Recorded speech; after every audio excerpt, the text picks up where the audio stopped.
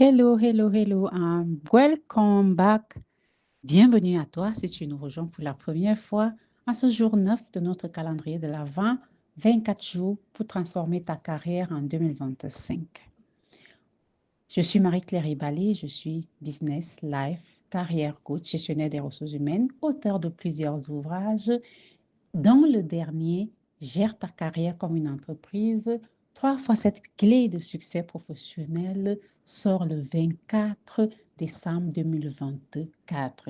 C'est l'objet justement de ce podcast, de ce calendrier de l'Avent, pour te donner un avant-goût de ce qui t'attend dans cet ouvrage, mais surtout pour t'accompagner pendant 24 jours à poser, transformer ton rapport à ta carrière, poser un regard nouveau sur ta carrière, poser des actions différentes pour gérer ta carrière et obtenir des résultats différents en 2025. Alors, aujourd'hui, jour 9, nous parlons de l'apprentissage, de développer une culture d'apprentissage permanent. C'est ton capital connaissance qui va être ton levier de croissance. Aujourd'hui, l'industrie de l'apprentissage a fait un bond exponentiel depuis Covid notamment. L'apprentissage est devenu quelque chose qui qu'on voit à chaque fois qu'on ouvre notre téléphone, c'est des pubs de livres, de masterclass, de formation, de e-learning en ligne, de ceci, de cela, qui nous invitent à nous développer. Tout ça pourquoi? Parce que le monde professionnel évolue et change très, très, très rapidement. Que ce soit sur le plan technologique, ou sur le plan procédural, ou sur le plan légal, ou sur le plan économique, sur le plan...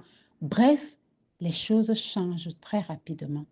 Les compétences qui avant avaient une durée, pouvaient durer 10 ans. Tu développais une compétence et elle pouvait durer 10 ans. Aujourd'hui, elles ont une durée de vie de 18 mois. Alors, selon l'OCDE.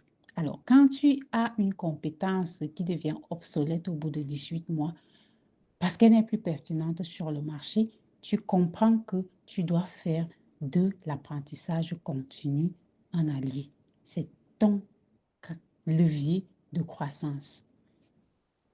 Et donc, ta capacité à apprendre est devenue un avantage concurrentiel unique, ultime.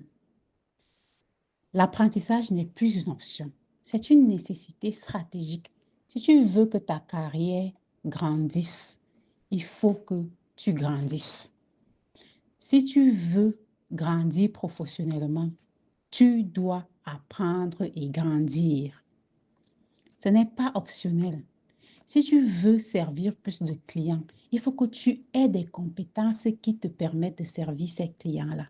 Si tu veux accéder à un poste de responsabilité supérieur qui paye plus, qui te permet d'impacter plus, tu dois avoir les capacités d'impacter plus pour être payé plus.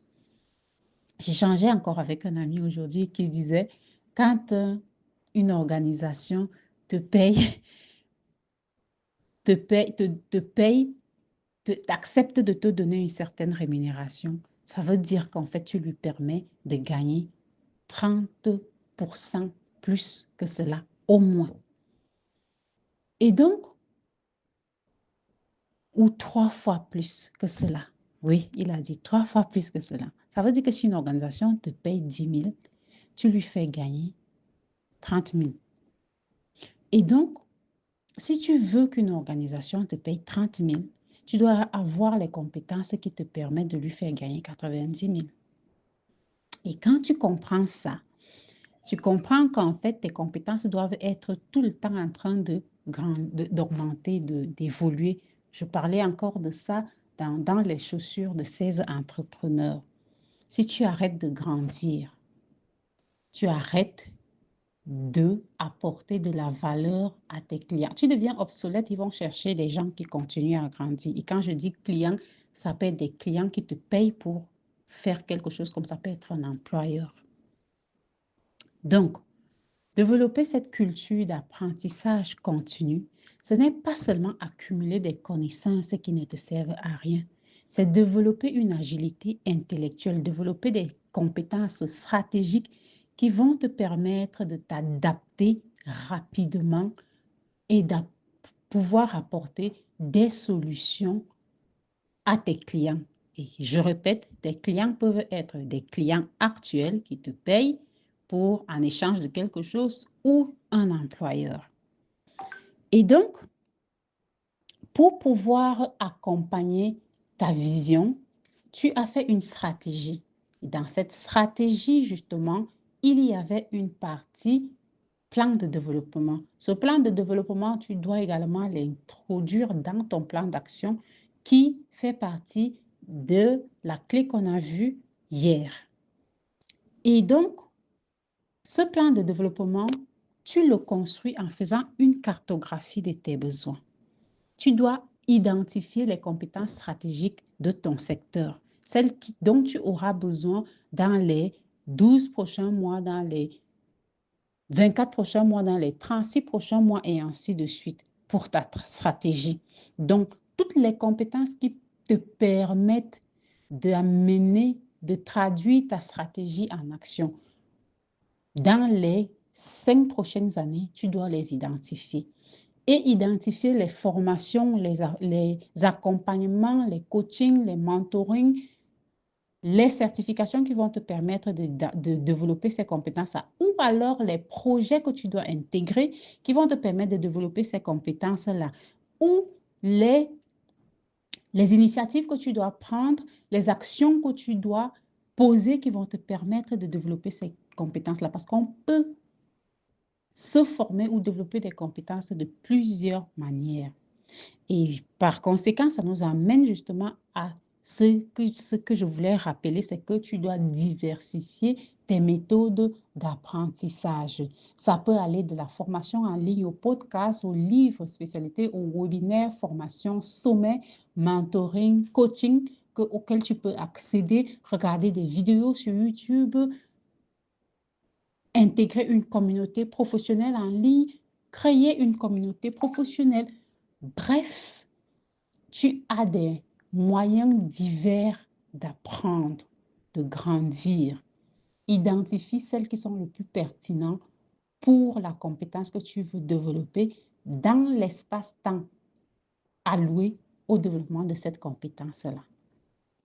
Et garde à l'esprit que selon Lombardo et Eichinger, qui ont développé le modèle d'apprentissage 70-20-10, les probabilités sont que le développement est issu de 70% d'expériences vécues sur le tas en travaillant sur des tâches et sur des problèmes, environ 20% de feedback et de recherche de bons et de mauvais exemples sur un sujet précis et 10% des cours et de lecture. Ça ne veut pas dire que tu dois apporter 10% de ton temps à faire des cours et autres, 20% à recevoir des feedbacks, faire du mentorat, du coaching et 70% à travailler sur des projets et des missions. Certes, c'est ce que tu dois faire, mais l'idée, c'est que quand tu as appris quelque chose en formation formelle, cours, formation,